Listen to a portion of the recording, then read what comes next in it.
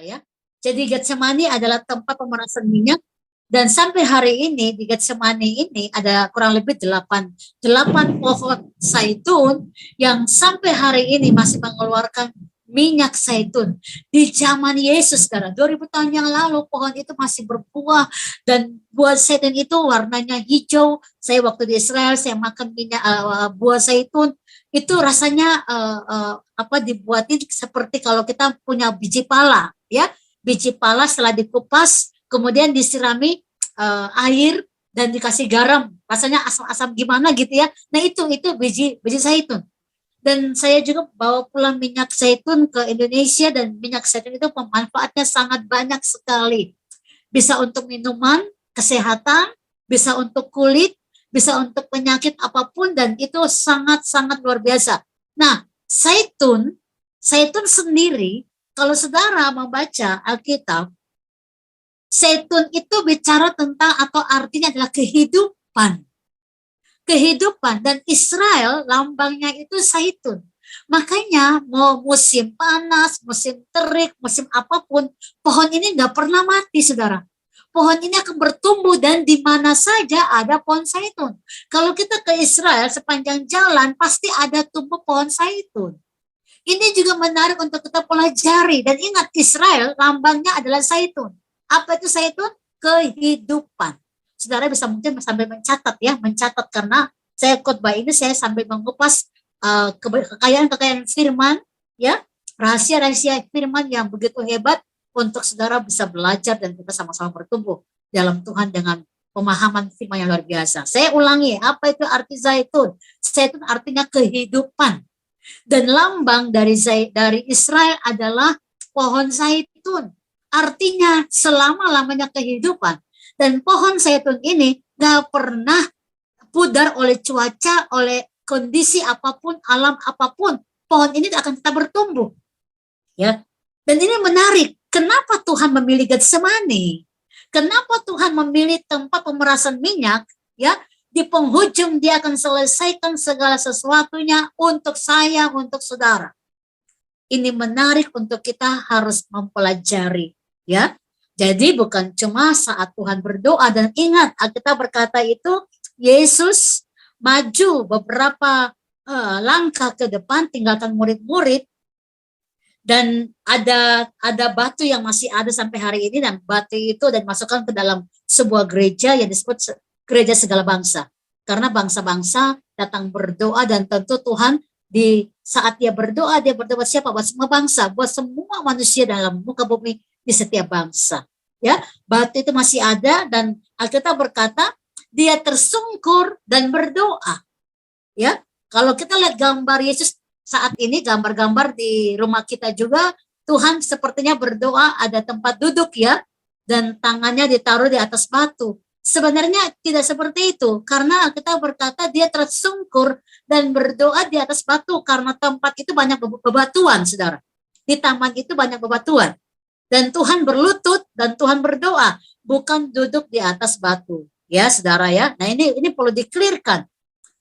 Dan semua ada maknanya. Mengapa Tuhan tersungkur, mengapa Tuhan berdoa seperti itu? Karena dia sedang menghancurkan semua kemanusiaannya, untuk meminta kekuatan roh mengalir. Supaya apa? Dia mendapat kekuatan roh saja di saat dia menghadapi tekanan fisik yang sangat dalam. Ya. Dan doa Tuhan tersungkur itu dalam bahasa Ibrani dikatakan saka atau Torah, ya, atau bahasa Yunani proskuneo. Artinya Tuhan itu berlutut itu dia menurunkan kepalanya sampai di batu itu, atau tempat di mana dia berdoa. Ya, jadi kalau saudara pernah nonton film-film perang, ya, kemudian kalau kita tentara itu dia harus ada di tanah, ya, dan dia mulai melihat musuhnya dan dia gampang untuk menembak kalau dia ada di tanah gitu ya, dia ada di tanah itu dan dia mulai melihat dan dia gampang untuk menembak musuh. Nah, cara berdoa Tuhan itu seperti itu, ya, seluruh tubuhnya turun proskeneo saka Torah, ya, sampai mencium batu itu atau mencium tanah itu, karena begitu hebat penderitaan yang dia sedang alami dalam doanya. Nah, menarik untuk saudara dan saya mesti melihat ya, bahwa sekali lagi mengapa Tuhan memilih Getsemani. Ingat arti Getsemani adalah tempat pemerasan minyak. Minyak apa? Minyak zaitun. Dan zaitun itu artinya kehidupan. Dan lambang Israel itu adalah zaitun itu sendiri atau kehidupan. Jadi memang dalam dunia ini ya, dunia manapun masih banyak krisis, banyak hal apapun, tapi bangsa Israel tetap terjaga dan terjamin. Ini pun menarik untuk kita belajar, untuk mengerti pelajaran firman Tuhan yang kita sedang belajar tentang Getsemani. Nah, kita lihat dulu ya berikutnya. Nah, ada ayat yang dikatakan dalam Lukas pasal yang ke-22 ayat 44 ya, bahwa di saat Tuhan berdoa, yang dirasakan adalah dia sangat ketakutan dan makin bersungguh-sungguh berdoa ya, peluhnya menjadi seperti titik-titik darah yang bertetes ke tanah. Ini menarik untuk saudara dan saya. Mari kita pelajari ya. Ini ya kita senang karena dalam pembelajaran di program Happiness Moment atau Women Impact setiap Sabtu ya. Setiap momen ini kita alami berkat-berkat Tuhan, baik maupun yang saat ini Preferred City, karena pelajaran-pelajaran firman kita memahami lebih jauh. Kita dibukakan rahasia-rahasia roh yang mendewasakan spirit kita. Nah, kita akan pelajari sebentar ya. Ada kata ketakutan ya. Dan ini ada yang terjadi di sini, peluhnya ya seperti titik-titik darah yang bertetes ke tanah. Ya. Ini perlu kita pelajari. Ketakutan yang Tuhan alami bukan ketakutan karena dia akan mati, saudara. Tapi sebuah tekanan di mana dia harus mengalami sebuah pergantian, ya, dari kehidupan. Dia menarik kita dari kehidupan yang dosa yang sangat gelap sekali, ya, dalam kekelaman itu, untuk kita boleh hidup dalam kemenangan. Makanya dalam musim Tuhan berdoa ini, kita perlu tahu juga itu musim apa saat Tuhan berdoa saat ini. Kenapa ada peluhnya atau keringat, ya, peluh ini atau keringat ini seperti titik darah. Padahal di saat Tuhan berdoa itu, saudara, ini musimnya musim dingin. Musim dingin. Saya waktu ke Israel aja, kami sempat naik Gunung Sinai, itu -1, saudara. -0, saudara. 0 derajat. -1, 0 derajat, saudara. Itu dinginnya luar biasa. Sampai beberapa teman-teman mengalami mimisan karena kondisi tubuh yang sangat ekstrim. Nah, kalau orang berdoa dan akhirnya keringat di musim dingin itu nggak mungkin. Harusnya orang berdoa di musim dingin itu malah dia kedinginan karena musim dingin. Tapi yang terjadi, Tuhan itu berkeringat di saat musim dingin itu, dan rupanya bukan keringat air, tapi titik-titik darah yang bertetes ke tanah. Ini menarik untuk saudara dan saya pelajari. What happened? Apa yang terjadi sampai keadaan ini boleh menimpa Tuhan Yesus? Ya, ini keadaan di mana benar-benar Tuhan sudah mengalami tekanan yang sangat dalam, yang melebihi tekanan manusia biasa.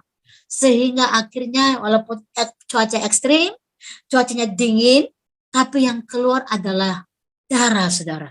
Kenapa?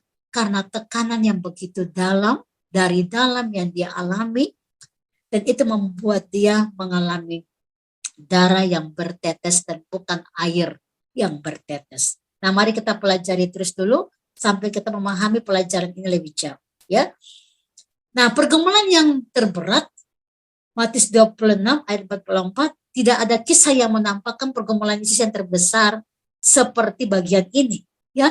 Kita diperlihatkan titik terendah dari Yesus atau ketakutan yang paling dalam dari sisi kemanusiaan Yesus. Kita buka dulu, saudara, kitab Matius 26. Silakan dibuka sebentar. Kita akan baca ayat-ayat ini, ya. Silakan. Dan nanti tolong dibaca berganti-gantian, ibu-ibu, ya, yang mendapatkan ayat ini nanti baca berganti-gantian. Ya, Matius pasal yang ke-26. Kita akan baca dari ayat-ayat yang akan kita pelajari pada malam hari ini. Satu orang nanti silakan baca satu-satu ayat, ya, dan kita akan mengupas satu persatu pesan-pesan Tuhan, apa yang terjadi di Getsemani ini ya. Oke, kita akan lihat dalam kitab Matius pasal 26. Matius 26 ayat yang 36. Ayat 36 dulu, Bu, dari 36. Ayat 36, oke. Matius 20, bentar. Matius ya. Bentar, ini. Matius 26.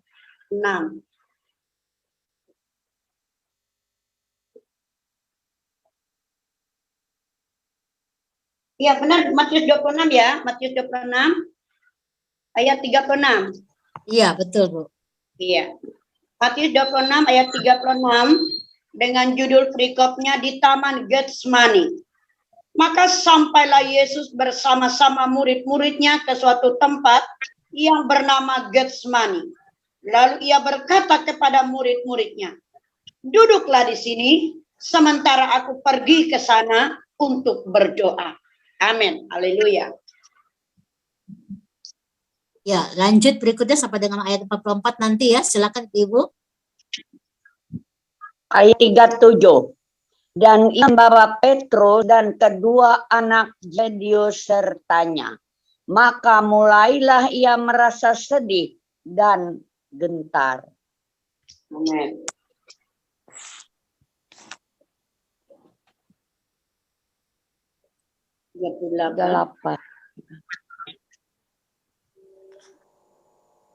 Ayat 38, lalu katanya kepada mereka, "Hatiku sangat sedih, sepertimu mati rasanya. Tinggallah di sini dan berjaga-jagalah dengan aku." Amin. Haleluya.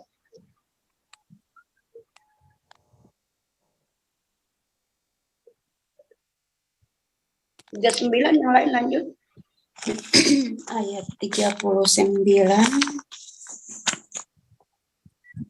Maka ia maju sedikit, lalu sujud dan berdoa katanya, "Ya Bapakku, jikalau sekiranya mungkin, biarlah cawan ini lalu daripadaku. Tetapi janganlah seperti yang kukehendaki, melainkan seperti yang Engkau kehendaki." Amin. 40.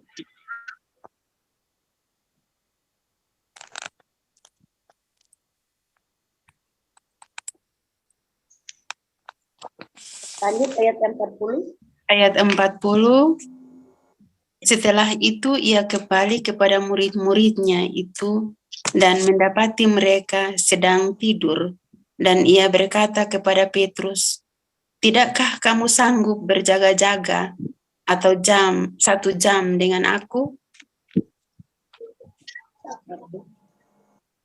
41. Berjaga-jagalah dan berdoalah, supaya kamu jangan jatuh ke dalam pencobaan. Roh memang penurut, tetapi daging lemah. 42. Lalu ia pergi untuk kedua kalinya dan berdoa katanya, "Ya Bapakku, jikalau cawan ini tidak mungkin lalu, kecuali apabila aku meminumnya, jadilah kehendak-Mu." Amin. Haleluya. 43. Ayat 43. Dan ketika ia kembali pula, ia mendapati mereka sedang tidur, sebab mata mereka sudah berat. Ayat 44. Ia membiarkan mereka di situ, lalu pergi dan berdoa untuk ketiga kalinya, dan mengucapkan doa yang itu juga. Ayat 45.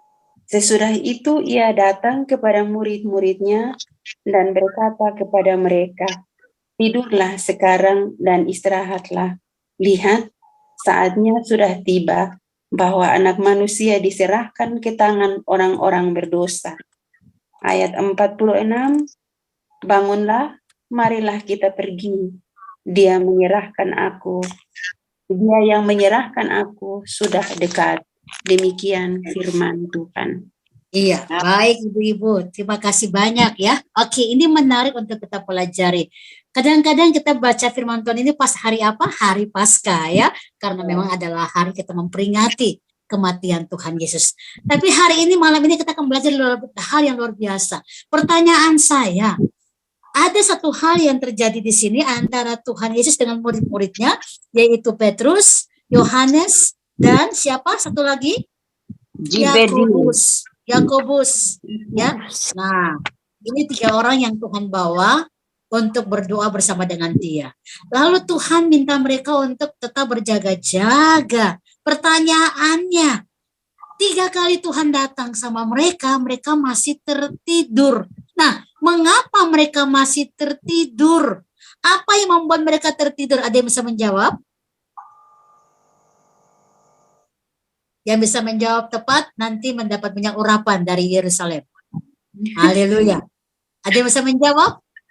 Kira-kira mengapa mereka tertidur? Karena mereka tidak sanggup untuk jaga-jaga. Oke, tidak sanggup untuk berjaga-jaga. Pertanyaannya, mengapa mereka tidak sanggup berjaga-jaga? Karena Tuhan pergi berdoa tidak bersama-sama dengan mereka. Dia menyuruh kalian tinggal saja di sini. Hanya Tuhan yang pergi naik ke atas. Iya, baik. Tapi Tuhan berkata sama mereka apa? Berdoalah. Ya kan? Makanya jadi walaupun pisah, Tuhan di tempat yang lain, mereka di tempat yang lain. Tapi sebelum Tuhan pergi berdoa, Tuhan bilang apa? Berdoalah dan berjaga-jagalah. Jadi ada satu pesan yang Tuhan tetap bilang apa? Untuk tetap berdoa. Walaupun mereka nggak bersama dengan Tuhan. Tapi kenyataannya mereka itu nggak berdoa, mereka tertidur. Kira-kira mengapa yang membuat mereka tertidur? Ada yang bisa jawab? Mereka tidak bisa bertahan. Yes, karena Mantuk. Iya, sudah mau benar nih. Nggak bisa bertahan karena apa kira-kira? Karena cuaca terlalu dingin. Oke, betul. Jadi mereka tidak bisa bertahan karena tidak sanggup menahan duka cita melihat Tuhan Yesus menderita. Malah Tuhan ada kasih tahu, kamu kenapa tidak bisa bertahan? Memang daging lemah, roh penurut. Kamu lihat itu mereka sudah datang. Jadi mereka sebenarnya nggak tahu apa yang Tuhan alami. Karena waktu Tuhan juga bilang, aku mau mati seperti mau mati rasanya berjaga-jaga. Mereka juga nggak, istilahnya belum tahu apa yang terjadi. Jadi saya rasa connecting ke dalam perasaan mereka pun mereka belum tahu. Nah, mungkin tadi satu benar ya, cuaca yang membuat mereka artinya menggigil. Bagaimana bisa berdoa kalau lagi dingin seperti ini? Ya kan? Nah, tetapi fakta yang benar yang menarik lagi adalah begini. Saudara harus tahu perjalanan ya. Rupanya Tuhan Yesus memanggil ke-12 murid ini ya, yang 11 itu ada dari Galilea, dan perjalanan dari Galilea ke Yerusalem ke Getsemani ini membutuhkan waktu 5 sampai 7 hari, bukan 7 jam. 5 sampai 7 hari. Jadi waktu Tuhan mau berangkat, ini menarik ya pelajarannya saudara. Jadi murid-murid Tuhan 11 murid itu semua dari Galilea. Ada satu yang bukan dari Galilea. Siapa namanya? Ada yang tahu? Yang bukan dari Galilea siapa namanya? Simon Petrus kok. Simon Petrus dari Galilea. Kenapa? Karena waktu dia lagi membuang jala, Tuhan bilang, mari ikutlah aku. Di mana itu? Di Danau Galilea. Nah, ya, Petrus di Danau Galilea. Ada satu yang bukan dari Galilea. Siapa? Zebedeus. 12 murid Yesus, ada satu yang bukan dari Galilea. Nah, ini dia. Ya, ini pelajaran memang Saya lihat masih banyak yang belum bukakan. Saya bukakan malam hari ini ya. Amin. 11 murid Tuhan Yesus itu kebanyakan semua dari Galilea. Karena tercatat Tuhan memanggil mereka semuanya sedang menjala ikan di pinggir danau Galilea. Tetapi satu orang yang bukan dari Galilea, dia berasal dari Yudea, Yerusalem, yang bernama Yudas. Itu dia, ya. Namanya Yudas. Nah, makanya Tuhan itu kalau lihat di perjalanannya dari Galilea ke Yerusalem, perjalanannya 5 sampai 7 hari. Dan Tuhan ke Yerusalem itu dalam menjalankan ibadah-ibadah seperti acara-acara ibadah-ibadah besar, hari Pondok Daun, ya, Tuhan akan datang. Jadi Tuhan nggak datang setiap tahun, setiap minggu, karena perjalanan 7 hari perjalanan. 1 tahun Tuhan ke Yerusalem itu hanya berkisar 2 sampai 3 kali. Nah, Tuhan butuh Yudas yang tinggal di Yudea, di Yerusalem. Kalau Tuhan datang dengan murid-murid dari Galilea, Yudas lah, makanya dia dipercaya menjadi bendahara, pegang uang. Kalau Tuhan Yesus datang, dia yang beli makanan, dia yang mengatur segala sesuatu. Ini menarik untuk dipelajari. Makanya Yudas paling mengerti situasi para imam-imam besar yang ada di Yerusalem, ya.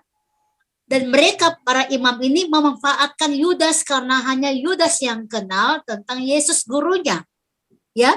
Hanya Yudas, karena Yudas yang berasal dari Yudea, dan ini menggampangkan para imam-imam memanfaatkan si Yudas. Sebenarnya awalnya Yudas nggak paham kalau dia dimanfaatkan. Karena pada zaman itu orang harus menghormati para imam. Para guru itu harus dihormati. Jadi imam, guru itu harus dihormati. Jadi waktu Yudas itu dipakai oleh para imam, ya dia ikuti aja. Nah, karena memang dipakai oleh para imam, Yudas dikasih uang oleh para imam. Untuk paling tidak beli makanlah Yudas, kamu sudah tolong kami, inilah pesangonnya kamu di jalan ya. Nah, Yudas nggak paham kalau dia manfaatkan sebenarnya. Ya, ini menarik untuk kita pelajari. Makanya murid-murid kecapean 7 hari perjalanan dan Tuhan suruh mereka berdoa. Itulah makanya mengapa mereka tertidur, capek fisiknya, saudara. Sangat lelah, ya. Tapi Tuhan ingatin mereka sampai 3 kali. Tidakkah engkau sanggup berjaga-jaga 1 jam saja? Saudara yang terkasih, ini pelajaran roh yang luar biasa, ya. Pertama, Tuhan pilih Getsemani. Kita sudah belajar Getsemani adalah tempat pemerasan minyak. Minyak apa? Minyak pohon zaitun. Dan apa arti zaitun? Kehidupan. Jadi walaupun dia menderita di situ, kehidupan tetap nyata selamanya, kehidupan, karena dia adalah kehidupan itu sendiri. Ini pelajaran rohani yang luar biasa, ya. Dan Yudas dipakai. Makanya lihat, Yudas itu ada Alkitab berkata apa? Kalau nanti kamu lihat orang yang saya cium, maka itulah dia yang namanya Yesus, orang dari Nazaret, dari Galilea itu. Nah, saya mau tanya dulu, ya, ini ada pertanyaan yang adalah pelajaran yang baru juga di saudara sekalian. Kira-kira Yudas mencium Yesus dengan cara bagaimana? Cium pipi kiri kanan kah? Atau cium ya, apa referensi, maaf kurang dengar. Belakangnya berkali-kali. Cium belakangnya. Belakang apa? Coba kita. Ya, yang lain kira-kira Di Dia keningnya. mencium di belakangnya. tadi pemerintah bilang cium di belakangnya, Ibu Rusnawati bilang mencium keningnya. Yang lain?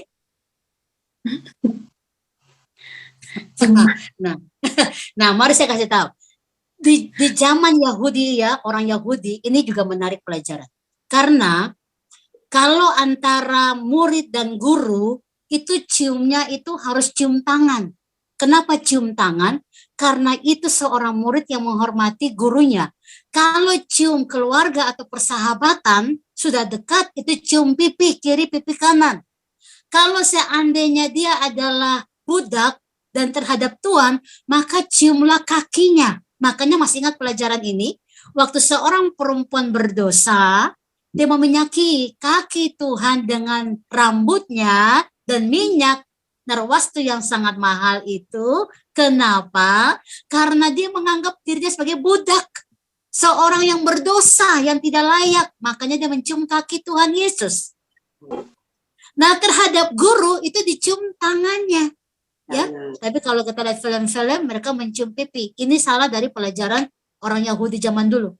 Sebenarnya zaman dulu itu orang kalau guru itu dicium tangan sebagai tanda menghormati. Nah, ini juga pelajaran yang berharga ya. Jadi bukan cium pipi kiri karena bukan seorang sahabat atau keluarga. Tapi ini antara rabi. Dipanggil rabi karena guru.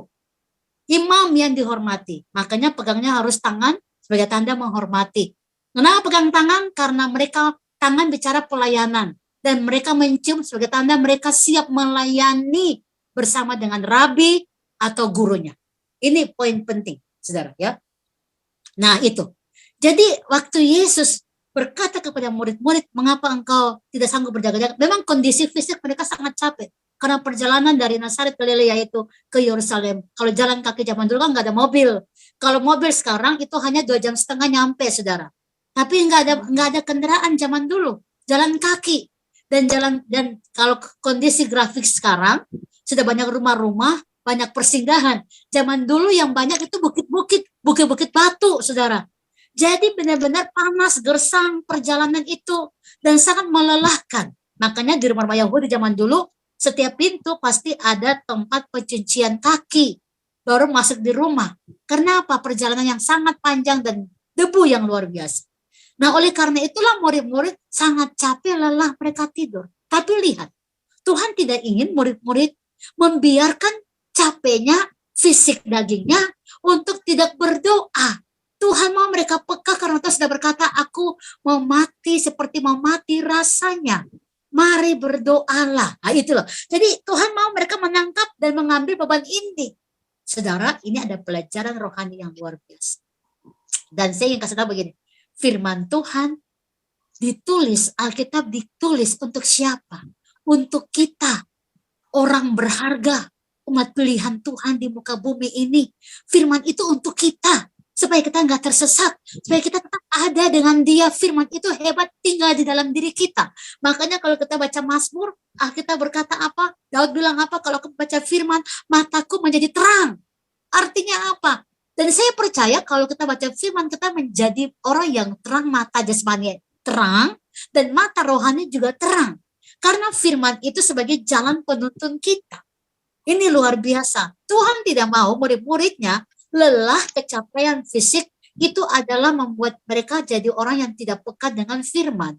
Untuk mereka akhirnya membiarkan daging mereka lemah. Makanya Tuhan berkata, nggak sanggupkah engkau berjaga-jaga 1 jam saja. 1 jam ini juga punya pengertian, saudara. 24 jam 1 hari, ya kan? 1 jam Tuhan minta kita selalu memberikan waktu dan ruang kepada Dia.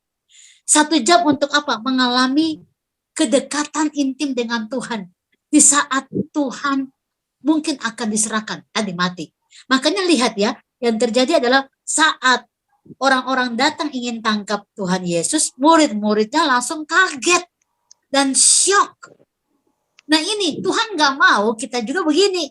Pas terjadi akhir zaman, kalau saudara baca Alkitab, kenapa sekarang Turki gempa? Saya gak mau banyak bicara, tapi silakan baca dalam kitab Ulangan, Imamat, Bilangan, Yesaya, itu nubuatan negara-negara yang membenci umat Tuhan, negara-negara yang membangun kubu-kubu asing, ya pasti akan mengalami seperti itu. Kita perlu berdoa untuk keselamatan jiwa-jiwa, selamat jiwa-jiwa masuk surga. Karena memang saya lihat bahwa 98% Turki yang tadinya mereka dulu adalah agama Katolik yang paling terbesar, tapi mereka banyak yang sudah tinggalkan Tuhan. Padahal di Turki ini ada 7 gereja yang ditulis dalam kitab Wahyu, ya, ada di sana. Ya, ini semua ada nubuatan sebenarnya. Makanya kita perlu belajar dulu kenapa Tuhan ingatkan murid-muridnya. Jangan sampai kamu lemah. bahwa daging itu lemah roh penurut. Karena apa? Harus peka terhadap semua situasi yang akan terjadi. Dan Tuhan akan bicara kepada kita sebelum terjadi. Makanya Tuhan mau murid-muridnya berdoa.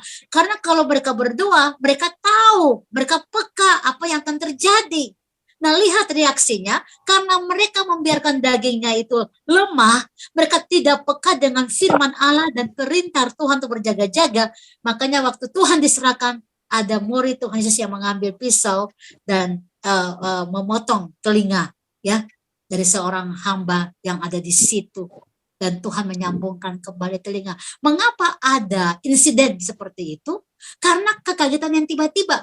Alkitab bilang dalam kitab Mazmur, jangan kaget dengan keadaan yang tiba-tiba. Anda kaget dengan keadaan yang tiba-tiba itu Anda tidak beriman. Jadi kalau kita baca firman Tuhan ya, jadi perjanjian lama, perjanjian baru, semua kronologis masa ini nyata kepada kita. Untuk kita akhirnya semakin mengerti bahwa Tuhan itu tahu bahwa kita dalam keadaan manusia itu kadang-kadang kita lemah. Makanya kita perlu peka mendengarkan suara Tuhan. Jangan biarkan daging lemah. Hari-hari ini mungkin juga saudara sedang mengalami banyak hal yang kayaknya tertekan luar biasa. Kita mau berdoa nggak bisa. Ataupun kalau kita berdoa rasanya doanya lari ke langit-langit, jatuh lagi, kayaknya nggak ada power. Saudara perlu belajar untuk apa? Jangan biarkan daging saudara ada dalam kelemahan. Saya nggak bayangkan mengapa Tuhan bilang buat murid-murid berjaga-jaga 1 jam saja. Sementara memang kenyataan mereka sangat capek, perjalanan yang sangat jauh naik turun tebing, yang sangat panas, gersang saudara, 7 hari lamanya. Itu nggak mudah buat mereka saudara. Tapi karena Tuhan sudah latih mereka punya iman, mereka sudah melihat Tuhan mengadakan kesembuhan, mereka berjalan dengan Tuhannya mereka sebagai rabi. Tuhan mau iman mereka nggak boleh goyah. Makanya mengapa sampai waktu Tuhan ditangkap, murid-murid jadi shock, kaget karena mereka tidak mempersiapkan iman. Saudara, di akhir zaman ini keadaan dunia bukan semakin bagus. Tuhan nggak mau kita sudah kaget dan kita kayak orang yang ketakutan. Oh, mengapa begini, mengapa begitu, mengapa dunia seperti ini? Jangan.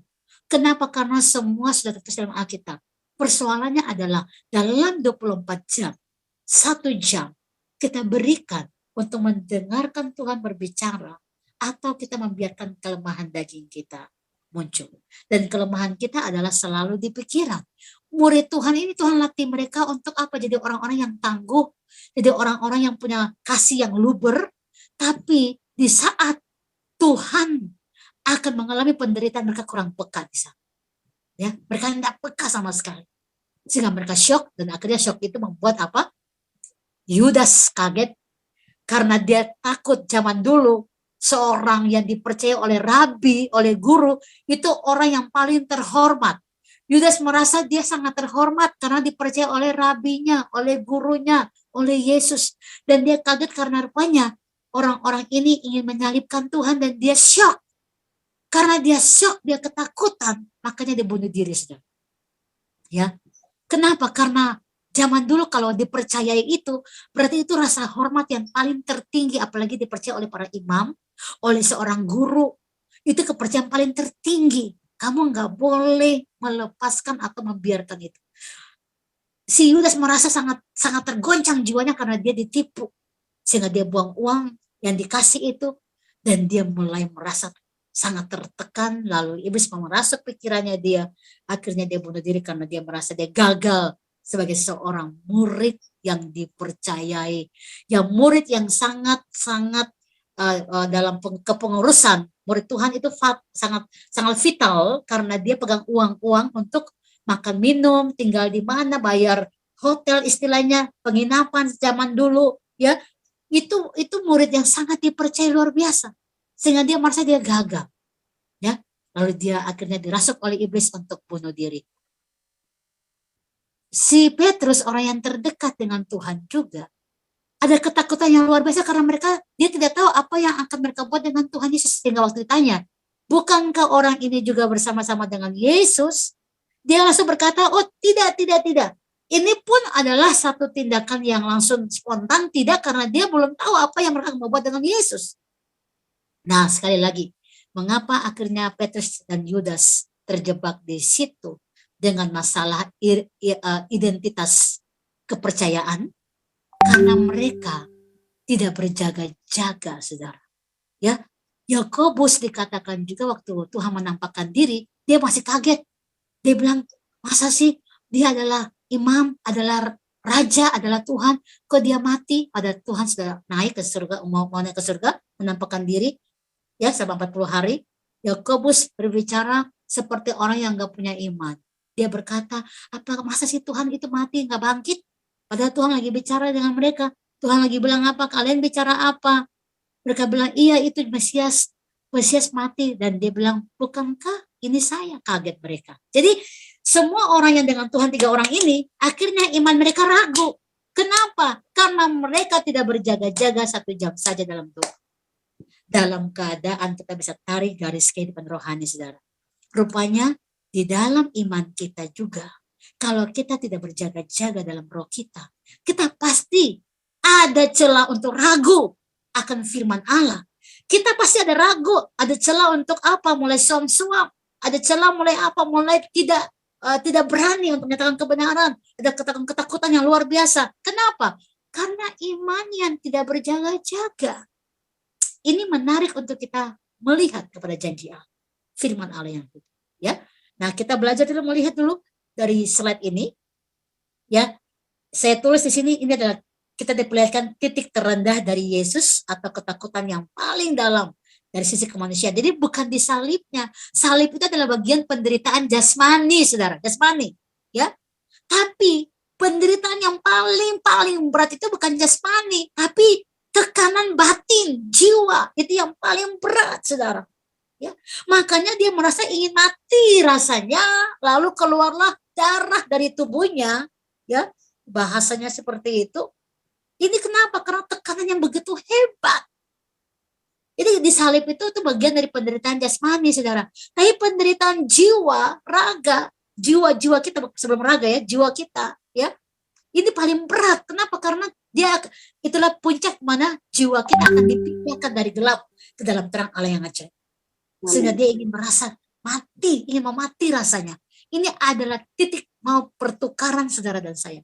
Makanya kita ini adalah orang yang paling berharga, paling hebat, mulia, berkenan di mata Tuhan. Karena firman itu diberikan untuk kita. Wow, saudara dan saya kita tinggal di dalam firman. Dan firman itu menguasai kita. Makanya kalau sampai hari ini masih ragu, masih bimbang, masih suam-suam, ini perlu benar-benar memahami kebenaran firman dan meminta Roh Kudus menolong saudara. Supaya rahasia-rahasia firman ini dibukakan lebih jauh untuk kita mengalami. Karena Tuhan sudah melakukan titik paling dalam, ya, yang paling berat. Karena kita ada di sana untuk keluarkan kita dari situ. Saudara tahu, waktu saya ada di batu di mana Tuhan sedang berdoa di situ, ya. Pertama kali saya datang dan saya berkata, nangis dan saya bilang, Tuhan, thank you so much. Begitu berharganya saya, begitu berartinya saya, begitu luar biasanya saya, sampai engkau mau mati menggantikan jiwamu dengan jiwaku. Engkau mau tukar nyawamu untuk nyawaku. Saya nangis ucapan syukur yang sangat dalam. Dan saya berkata, inilah aku, pakailah aku. Dan saya bersyukur karena firman Allah yang diberikan itu. Alkitab itu adalah untuk saya. Untuk pribadi saya mengalami dia. Karena dia melakukannya kepadaku. Ini saudara harus amenkan gitu. Ya, firman itu diberikan kepada kita. Untuk kita mengalami dia dalam hidup kita. Injil Lukas menyebutkan bahwa Yesus sangat ketakutan ketika dia berdoa sampai peluhnya menjadi seperti titik-titik darah. Apakah seorang mengeluarkan keringat di saat udara sangat dingin? Tidak mungkin. Ya saudara ya. Lukas yang seorang tabib atau seorang dokter, kalau dibilang zaman now, ya, dia adalah seorang tabib, dokter, mampu menjelaskan peristiwa, ya, bercampurnya keringat dan darah Yesus ini dengan rinci di dalam kitab yang ditulisnya. Makanya ini Lukas ini ditulis oleh seorang dokter tabib. Dia ngerti bahwa pengalaman yang Tuhan alami ini di batas ambang, di batas normal seorang manusia yang biasa. Ya, jadi sebelum mengalami penderitaan fisik, Yesus mengalami penderitaan jiwa yang jauh lebih menyiksa hatinya, ya. Matius menggunakan kata, ya, lupestaikai atau ademonein, yaitu apa? Kesedihan, kegelisahan, ketakutan yang sangat dahsyat. Pada mulanya adalah firman, dan firman itu adalah Yesus Kristus. Lalu dalam Kejadian 1, ya, bumi belum berbentuk, masih gelap gulita. Nah, Tuhan mengalami gelap gulita yang seperti yang itu, saudara. Penderitaan yang sangat dalam karena kita ada dalam gelap gulita yang sangat dalam seperti itu. Saudara pernah lampu mati padam, ya, nggak ada, mungkin bintang juga, cuacanya gelap, nggak ada bintang, nggak ada bulan, ya. Seperti apa rasanya? Ini lebih gelap lagi. Jadi Tuhan mengalami penyiksaan yang hebat karena kita jatuh dalam dosa dan sudah ada dalam kegelapan yang paling dalam, saudara. Ya, Markus memakai kata etambestai atau ketakutan dalam kegelapan yang sangat mengerikan dalam Kejadian 15 ayat 12 yang dialami oleh Abraham. Satu orang bisa baca ayat ini? Kejadian 15 ayat 12, silakan. Kejadian pasal yang ke-15 ayat yang ke-12. Haleluya. Yang sudah mendapatkan silakan baca.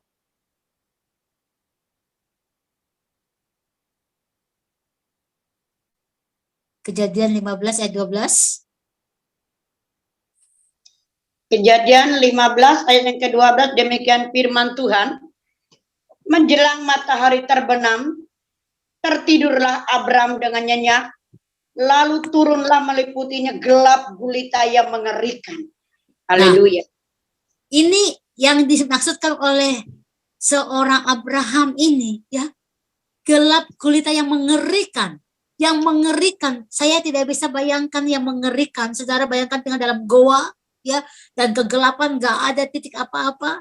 Kalau ada titik satu aja, titik, baru titik doang, ya, bukan satu cahaya, tapi titik dari cahaya itu, titik aja. Kita kayaknya bernafas langsung, senang banget.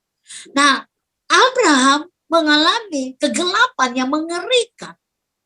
Nah, ini dimaksudkan oleh seorang Markus, bahwa ada di titik paling gelap. Karena ingat, saya, saudara, waktu jatuh dalam dosa, kita sudah ada di titik yang paling gelap sana, saudara. Ya, ini untuk kita memahami kembali mengapa kita percaya dan ikut Yesus Kristus dan mengasihi Dia. Supaya kita nggak main-main dalam hidup kekristenan kita. Kita nggak main-main dengan hidup melayani Dia. Kita nggak main-main dengan hidup pertobatan kita, saudara. Ya. Penelitian di dalam literatur dunia medis menjelaskan situasi yang dialami Yesus ini dikenal dengan istilah hemartidrosis atau hemohidrosis, di mana kondisi ini adalah peristiwa keluarnya darah melalui kelenjar keringat seseorang yang disebabkan oleh kondisi stres sedemikian besar. Faktor utama penyebab hematidrosis adalah apa? Rasa takut yang akut dan pergumulan mental dan emosional yang sangat mendalam. Saudara bisa bayangkan ini, ya. Jadi seorang tabib Lukas ini menjelaskan seperti yang memang tim medis ini menguraikan.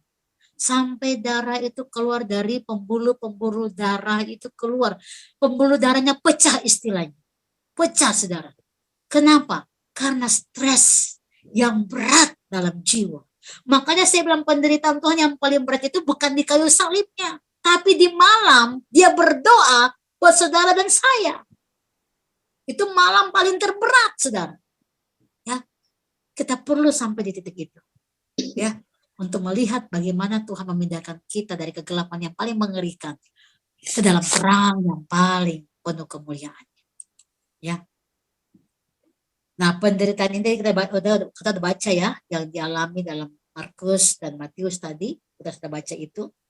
Nah, penyebab penderitaannya, ya, kita membaca ini, ya, karena ada tekanan yang begitu dalam, ya, ada rasa yang dia rasakan sehingga dia mengalami satu tekanan yang hebat. Silakan Matius 4 ayat 3, kemudian dia baca lagi Yesaya 53 ayat 6, kita baca sama-sama belajar firman Tuhan. Ini firman Allah yang Ya dan amin ya. Dan Tuhan bukakan buat kita. Mari kita pelajari untuk kita mengerti. Silakan yang mendapatkan ayat ini langsung dibaca ya ibu-ibu. Ya silakan. Matius 4 ayat yang ketiga. Demikian firman Tuhan. Lalu datanglah si pencoba itu dan berkata kepadanya, jika engkau anak Allah, perintahkanlah supaya batu-batu ini menjadi roti. Nah, oke, stop dulu. Saya jelasin dulu. Penyebab penderitaannya Tuhan ini di sini adalah kenapa? Karena Tuhan tidak mau ikuti yang iblis nyatakan. Itu satu penderitaan yang luar biasa. Karena dia tidak ada dengan urusan iblis. Karena dia mau tebus kita, makanya dia tidak mau ikuti apa yang iblis katakan, saudara. Ini kemenangan yang hebat dalam diri kita. Ya, oke, lanjut. Ada yang baca Yesaya 53 ayat yang ke-6. Yesaya 53 ayat 6. Kita sekalian sesat seperti domba, masing-masing kita mengambil jalan sendiri, tetapi Tuhan telah menimpakan kepadanya kejahatan kita sekalian. Yes. Jadi itu yang dikatakan kita tersesat. Ya, kembali membaca. Supaya kita mengalami kemenangan yang sesungguhnya di dalam Dia. Ya, mari lanjut. Silakan ada yang baca 2 Korintus 5:21.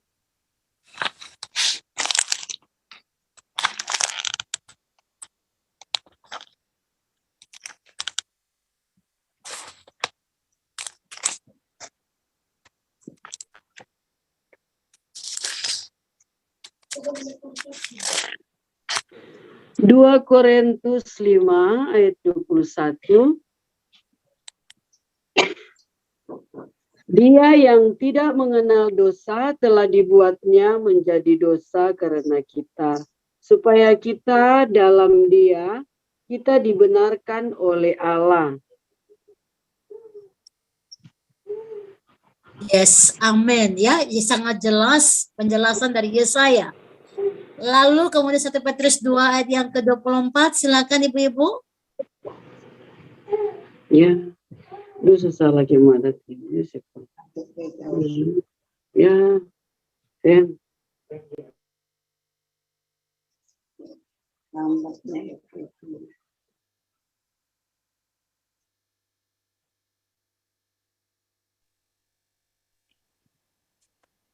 Satu Petrus 2:24, kemudian 1 Korintus 1:18. Silakan dua ayat ini dibaca dalam kitab ini.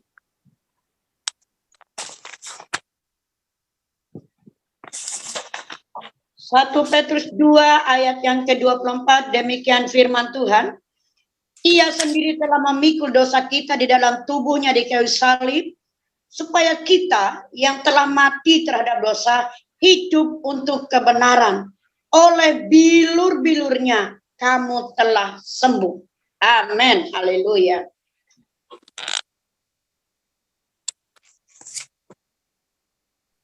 Yes, amin. Silakan 1 Korintus 1:18. 1 Korintus 1 ayat 18.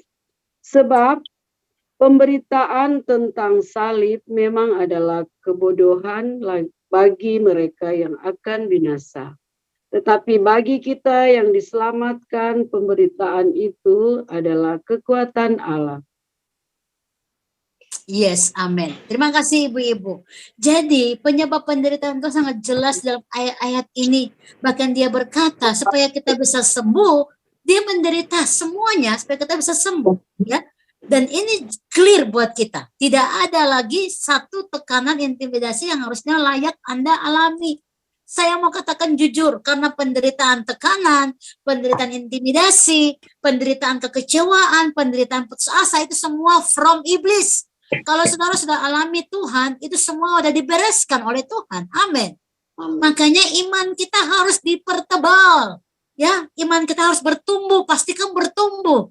Jangan sampai mati, akar-akarnya mungkin udah kering. Ya, harus renew kembali, dibaharui kembali. Karena Tuhan sudah melakukan kehidupan yang kekal ini, kita kembali dihidupkan. maka kita layak untuk menikmati segala berkat anugerah Tuhan. Ya, ini penting untuk kita mengalami kemenangan. Disinilah terlihat pertama kalinya Tuhan memproklamasikan sebuah pergantian status melalui cawan yang pahit, saudara. Ya, pergantian status cawan yang pahit. Renungkanlah, di depan Anda ada seorang dengan baju kumal dan kotor noda, dan sosok Yesus yang berlutut di Getsemani. Apa yang kita akan alami, apa yang kita akan lakukan, ya? Kita tahu yang kumal, yang kotor itu adalah kita.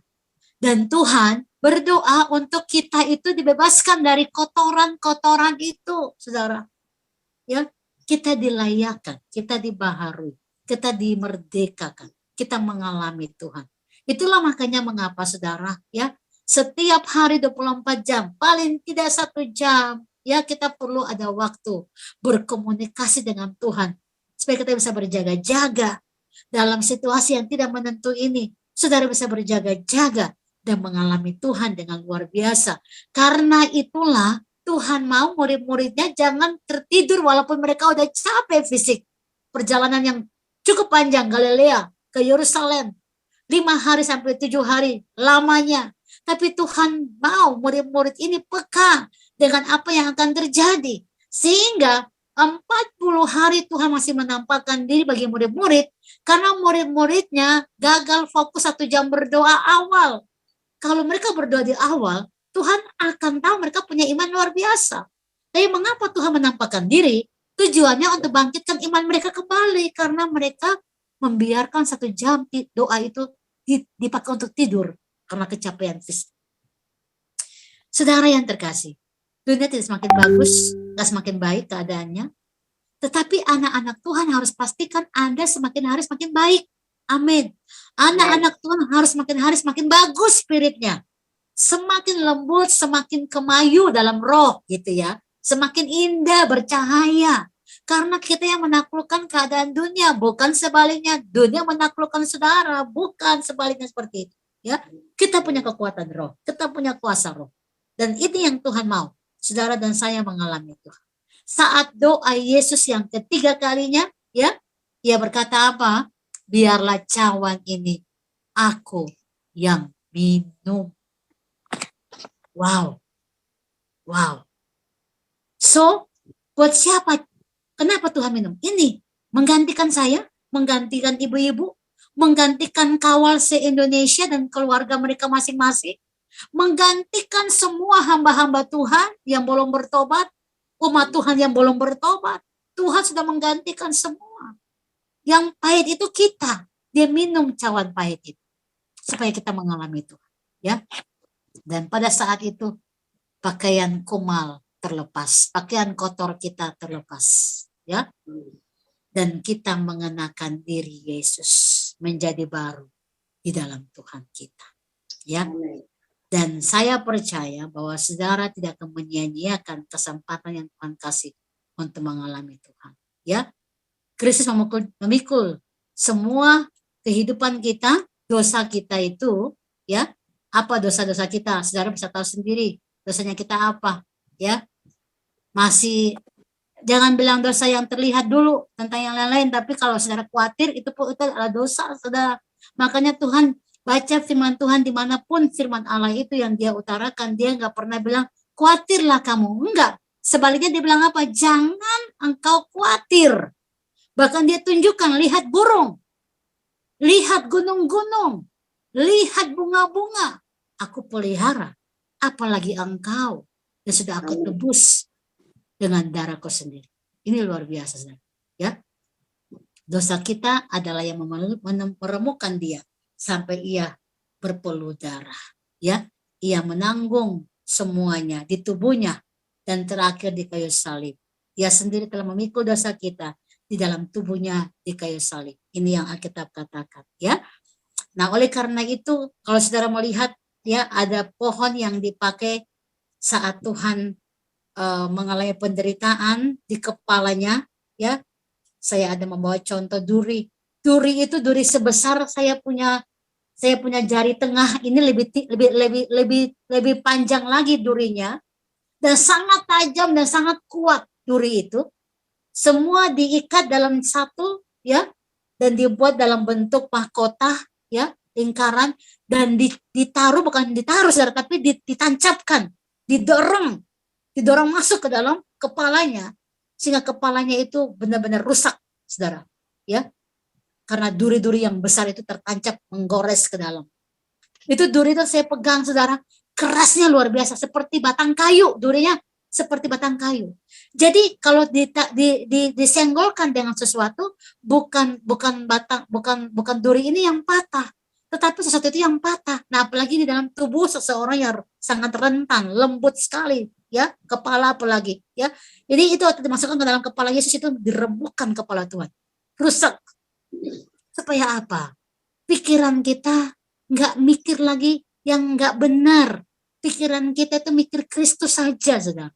Ya, kita mati nggak bawa apa-apa. Kita hidup pengalaman ada masa waktu ini untuk apa? Menyenangkan Tuhan, melayani Tuhan. Makanya saya akan berdoa, ibu-ibu yang masih khawatir, masih ragu, masih bimbang, mari malam ini imanmu harus bertumbuh. Apapun yang terjadi, Tuhan ada dengan engkau. Apapun yang terjadi, kebaikannya akan ada buat saudara. Itu janji Tuhan. Ya, tidak ada satupun yang dia lupakan dari peristiwa yang engkau alami.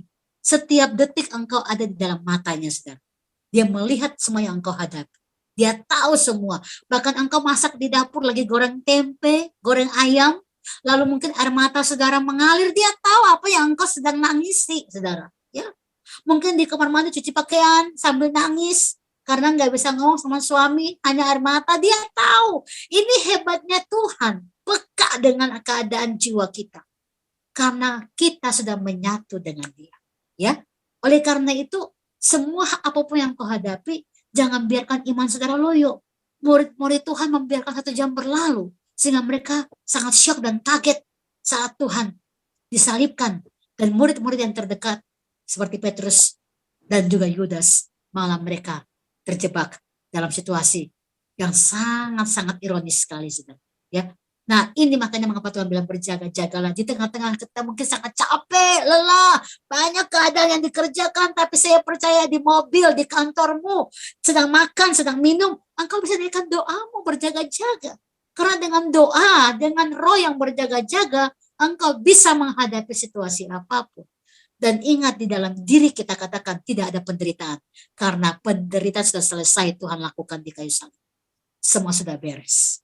Jadi kalau di Getsemani itu, saudara, ya, kalau berjalan Tuhan izinkan, pergi dengan saya ke tanahnya Tuhan, ya, gak ada yang lain selain cuma kita berdiam diri dan menyaksikan real firman Allah itu sangat hidup dalam diri kita. Dia melakukan perkara yang besar dalam diri kita. Ya, itu kemenangan kita, saudara. Ya, makanya milikilah kerinduan, datang ke rumah Tuhan, miliki kerinduan, karena waktu saudara nanti datang ke rumah Tuhan, engkau mengalami Tuhan, engkau melihat betapa hebatnya Allahmu. Ya, waktu saya sampai di batu di mana Tuhan berdoa ini, saya cuma bilang, I say thank you, karena saya yang harusnya tidak dikenal, yang harusnya hancur dan binasa saja, Tuhan mau peduli sama saya. Ya, dan perjalanan iman ini perlu bertambah hari demi hari. Tidak boleh saudara membiarkan dirimu ada dalam ketakutan-ketakutan. Karena ingat, Tuhan pun mengalami ketakutan, tapi ketakutan terakhir kali. Waktu kami ke Yeriho, dan di mana ada di bukit di mana waktu Tuhan berdoa 40 hari, 40 malam, saudara masih ingat itu? Dan ada 3 hal yang iblis lakukan kepada Yesus, dan yang terakhir, dia bilang, kalau engkau anak Allah, sembahlah aku, maka semua ini akan kuberikan kau. Ya, yang kau lihat ini akan kuberikan. Dia bilang benar, di puncak Yeriho itu, di gunung, di bukit itu, kalau kita lihat ke bawah, itu keindahannya luar biasa sekali, saudara. Apalagi kalau malam hari, indah sekali. Mata kita bisa melihat semuanya. Ya. Tapi Tuhan berkata, kamu yang harus sembah aku, bukan aku sembah engkau. Situasi puasa 40 hari, saudara. Bayangkan tanpa makan, tanpa minum. Kita puasa 3 hari aja udah loyonya luar biasa. Godaannya pasti banyak banget. Dan kita cepat-cepat dengan makan dan minum, saudara. Ini 40 hari tanpa makan, tanpa minum. Ya, semua yang dia lewati, ya, selama 33 tahun di muka bumi dalam pelayanan Yesus, semua itu adalah gambaran bagaimana dia mengerjakan seorang Sarlin ini, mengerjakan seorang Ibu Rusniawati dan seorang orang kita semua ini, ya, menjadi begitu berharganya, saudara. So, perjalanan iman ini perlu kita buktikan buat diri kita. Kita ini luar biasa, ya. Kita ini diberkati Tuhan luar biasa, ya. Kalau saudara masih merasa kurang, kenapa begini? Itu berarti Anda punya iman masih belum benar-benar tembus. Harus punya iman yang tembus, saudara. Ya, makanya luar biasa ya. Israel itu lambangnya adalah apa? Zaitun. Zaitun itu adalah bicara tentang kehidupan. Mengapa Tuhan pilih Getsemani, tempat terakhir untuk dia menderita? Karena ingin tunjukin walaupun dia mati, tetap hidup dan betul terjadi dia hidup. Dan zaitun itu hidup. Getsemani itu adalah tempat pemerasan minyak zaitun dan sangat mahal harganya, saudara. Ya, dan bisa bayangkan kehidupan itu nyata karena di Taman Getsemani itu masih ada 8 pohon pada zaman Yesus itu masih hidup sampai sekarang dan masih kasih keluar minyak zaitun sampai sekarang. Yes, karena zaitun ada artinya hidup dan kita adalah hidup. Kenapa? Karena Yesus hidup dalam diri kita.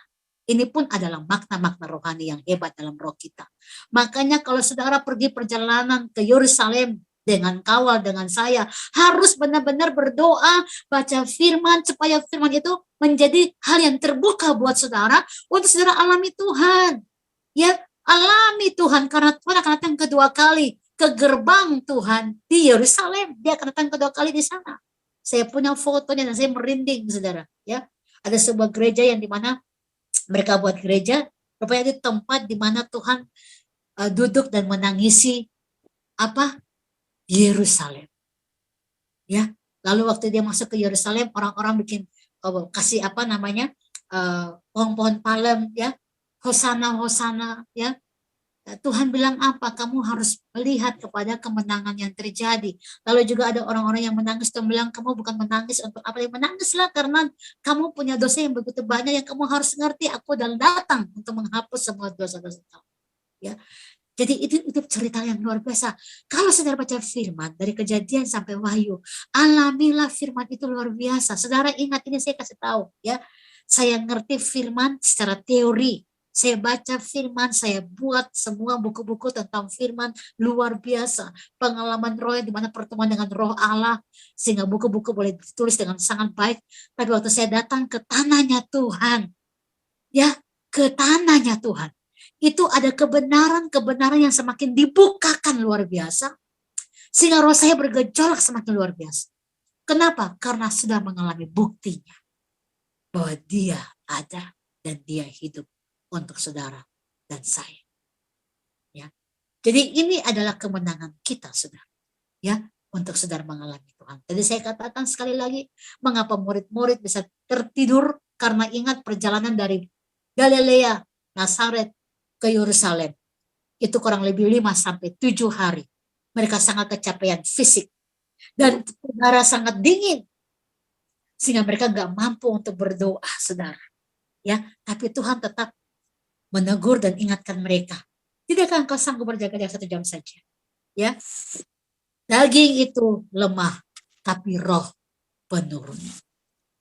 Apapun yang kita hadapi dan kita alami, saudara, jangan biarkan daging kita itu membuat kita lemah dalam roh. Tapi biarlah roh kita tetap kuat, ya. Karena dengan roh yang kuat, maka semua keadaan situasi daging kita pun akan beres adanya. Ya, makanya waktu menghadapi nanti tantangan-tantangan dunia ini, kita tidak akan takut lagi. Karena kita tahu kekuatan kita adalah di dalam Tuhan, ya. Bahkan kita berkata dalam Mazmur, ya, berbahagialah mereka yang mengadakan ziarah ke rumah Tuhan. Dari Zion Yerusalem engkau menerima berkat-berkat Tuhan. Mazmur 24. Itu kenyataan dan amin, saudara. Karena ada kekayaan roh. Makanya lihat bangsa Israel ini, walaupun nggak diekspos di dunia, tapi mereka yang membuat persenjataan dunia yang paling tercanggih. Dan mereka yang mengatur ekonomi dunia walaupun nggak terekspos. Karena terbukti bangsa Israel ya mereka mengelola berlian, ya. Saya pikir itu dari Inggris, ya, dari London yang paling terkenal, Prancis, tahu-taunya itu hanya bagian yang sudah jadi. Jadi yang kelola itu Israel, karena ada alat yang hanya punya Israel yang bisa membuat berlian itu semakin bercahaya. Dan rupanya Israel yang mengatur ekonomi dunia ini, baik pangannya, ya, minyak zaitun itu difungsikan, digunakan ke dunia-dunia untuk sebuah makanan yang paling terbaik dan sangat terlesat, semua dari Israel dengan minyak-minyak ini, saudara, ya. Dan apa? High tech, teknologi canggih, teknologi tinggi. Kita sekarang berpacu dengan teknologi. Teknologi ini yang membuatnya adalah dari mana, saudara? Dari Israel. Jadi kalau saudara pakai laptop, pakai segala macam, ini semuanya produk-produk yang dibuat dari Israel, yang masuk akhirnya Amerika ambil alih, China ambil alih, tapi semua dari Israel. 3 income bangsa Israel terbesar adalah high-tech teknologi, ya. Yang kedua pangan, yang ketiga adalah berlian. Itu pemasukan bangsa kita. Dan ingat, mengapa? Karena bangsa pilihan Tuhan dikasih hikmat luar biasa. Kita adalah umat Tuhan. Dimanapun Tuhan tempatkan kita di bangsa ini, harusnya anak Tuhan, kita, ya, orang-orang yang penuh hikmat Tuhan, berpacu untuk menjadi solusi, menjadi terang, menjadi garam, pembawa perubahan di tengah-tengah bangsa. Itulah kita. Makanya wanitanya Allah harus belajar mengubah mindset dengan firman Allah yang menghidupkan dia, ya. Pada kita pertemuan seperti ini, ibu-ibu memperhatikan teman-teman yang udah mulai loyo, udah mulai malas, bangun kembali roh mereka, karena kalau mereka nggak di dalam roh Allah, mereka tidak akan jadi apa-apa, saudara. Alami Tuhan sendiri. Dan kalau ada hamba-hamba Allah bahkan firman, mulailah berdoa, minta Roh Kudus, artikanlah firman ini. Bukalah rahasia-rahasia roh, supaya kita semakin kaya. Ya, saya bilang sama jemaat, jangan ada pendeta yang datang, pembicara yang lain datang, khotbah, lalu mungkin ayat yang sering kita dengar, lalu kita bilang, oh, saya sudah tahu firman Tuhan itu. Berarti betul, kamu nggak pernah dipuaskan. Karena dalam Matius 5, siapa yang haus dan lapar akan firman Allah, akan dipuaskan. Mungkin firman itu sudah berulang-ulang kita dengar, tapi ingat, selalu baru setiap hari. Karena Tuhan tahu kebutuhan kita. Dan firman itu akan menguatkan kita. Jadi haus dan lapar, ingat itu, haus dan lapar. Maka jiwa kita akan dipuaskan. Bahasa Inggrisnya jiwa kita full peace. Wow, penuh damai. Firman itu rupanya jawabannya. Jadi mungkin ke gereja lagi galau hatinya, ya, tapi karena haus dan lapar, akhirnya pulang membawa damai sejahtera. Itulah kemenangan firman. Dan Tuhan mau kita sampai di titik bagian itu. Mengalami firman. Dan firman itulah membuat saudara semakin strong. Dihadapkan dengan, makanya coba lihat ya, kita udah belajar kemarin ya, hari Sabtu, dalam Matius 5, pasal 5, pasal 6, pasal 7, itu bicara khotbah di bukit Tuhan Yesus. Dan di dalam pasal-pasal itu Tuhan selalu ulang-ulang tentang apa? 2 macam dasar. Ada yang bangun rumah di atas batu, datanglah angin badai, rumahnya enggak roboh. Tapi ada yang bangun rumah di atas pasir, datanglah angin badai, hanyutlah. Ini kan sebenarnya bicara tentang berulang-ulang apa? Bangunlah rohanimu di dalam pengenalan akan firman. Bukan dari kata orang lagi engkau mengalami Tuhan, tapi engkau sudah mengalaminya langsung. Karena firman itu memberikan engkau kemenangan setiap hari. Jadi kalau saudara berdoa minta mujizat, bukankah terjadi mujizat karena kita nggak bisa apa-apa? Amin. Jadi kalau saudara berdoa mujizat, ya Tuhan izinkan engkau ada di bagian paling bawah, titik paling bawah, masalah terbesar, supaya engkau bisa melihat campur tangan Tuhan. Emang itu cara prosesnya Tuhan, saudara. Jadi kalau kita menghadapi masalah, jangan mengeluh. Ya, bukan masalah datang bukan untuk dikeluhkan. Ya, ingat ini baik. Masalah datang bukan untuk dikeluhkan. Tapi masalah datang supaya engkau bisa melihat kuasa Allah bekerja dalam rohmu dengan luar biasa. Katakan amin, haleluya. Ya, itu yang Tuhan mau. Sekali lagi saya ulang-ulang sama semua wanitanya Kristen, wanitanya Allah. Karena engkau harus lebih kuat dari orang yang engkau tolong. Penolong dalam roh harus lebih kuat. Katakan aku kuat, amin. Jadi kalau engkau hadapi masalah jangan cengeng, jangan nangis. Nangisnya nangis, maksudnya nangis sedih. Jangan. Ya, karena masalah itu mendewasakan iman. Dan dengan masalah baru engkau melihat Tuhan bekerja. Haleluya.